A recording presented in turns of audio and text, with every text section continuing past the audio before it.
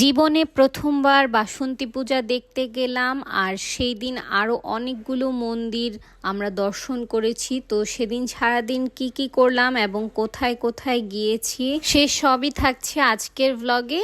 তো দেরি না করে চলেন ব্লগটা শুরু করা যাক।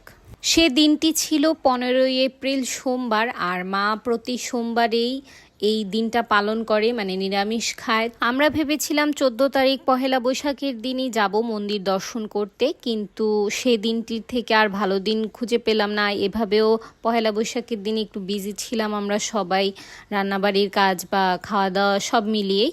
তো এর জন্য পরের দিন অনেক সকাল সকাল আমরা বেরিয়ে যাই। তারপর রাস্তা থেকে মামা মোমবাতি আগরবাতি নিয়ে তারপর আমরা চলে যাই ধামঘরে।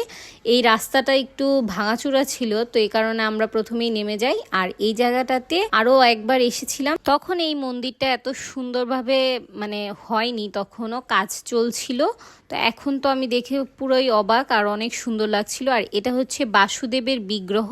তো এইখানে আমরা সবাই একটু দর্শন করে তারপর আবার বেরিয়ে যাই। তারপর আমরা নেক্সট চলে গেলাম ত্রিশ মন্দিরে। এই মন্দিরটা কোম্পানিগঞ্জে অবস্থিত। তো আমি এখানে চলে গেলাম, আর এখানে এত সুন্দর লাগছিল, আর এখানে অনেক শান্তিও লাগছিল। তো এইখানে আমরা একটু দর্শন করে তারপর আবার বেরিয়ে যাই। বেরিয়ে অটো দিয়েই আমরা চলে যাই হরিওম মন্দির। এটা হচ্ছে রহিমপুরে অবস্থিত। তো এই মন্দিরটা এত সুন্দর, আর এখানে যেও খুব প্রশান্তি পাচ্ছিলাম। মানে আমাদের নারায়ণগঞ্জে মিশন যেরকম অনেকটা ওই রকম টাইপেরই, কিন্তু এখানে হচ্ছে ওম এই মন্দিরটা স্থাপন। তো এই কারণে হয়তো এটার নাম হরিওম মন্দির। তো এইখানে আমি একটু ভিডিও করে নিই। এই পিছনের জায়গাটাও খুব সুন্দর, লিচু গাছ ছিল, আবার অনেক ধরনের ফুলের গাছ ছিল। আমি যেহেতু ফুল পছন্দ করি, তো এই কারণে এখান থেকে ফুল নিতে চাইছিলাম, কিন্তু নাগালে আসছিল না। তো এইখানে আবার একটা পুকুরও ছিল, যেটার ভিউ অনেক সুন্দর ছিল। তো এইখান থেকে আমরা একটু প্রসাদ নিয়ে তারপর বেরিয়ে যাই। আমরা নেক্সট চলে গেলাম রহিমপুরে একটা বাড়িতে, এটা মনে হয় রয়বাড়ি, আমি সম্ভবত জানি না।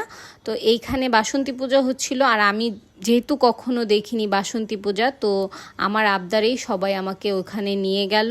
আর এত সুন্দর ছিল ওখানে, আমি একটু দর্শন করে মায়ের, তারপর সবার অনেক ক্ষুধা লেগে গিয়েছিল। মানে আমরা ভেবেছিলাম কোনো একটা মন্দিরে প্রসাদ নিব, বাট ওখানে নাকি একটু লেট হবে। তো এই কারণে আমরা বাসায় চলে যাই। এখানে আমি রাস্তায় একটা চিপসও খেয়ে নিয়েছিলাম, ড্রিঙ্কও খেয়ে নিয়েছিলাম। তারপর আমরা এই মন্দির দর্শন করে বাসায় চলে যাই। আর বাসায় গিয়ে তারপর আমরা ফ্রেশ ট্রেশ হয়ে খাওয়া দাওয়া করে নিই। তো আজকের ব্লগটি এ পর্যন্তই। ব্লগটি ভালো লেগে থাকলে অবশ্যই একটি লাইক করে দেবেন। দেখা হবে নেক্সট কোনো ব্লগে। সে পর্যন্ত টাটা।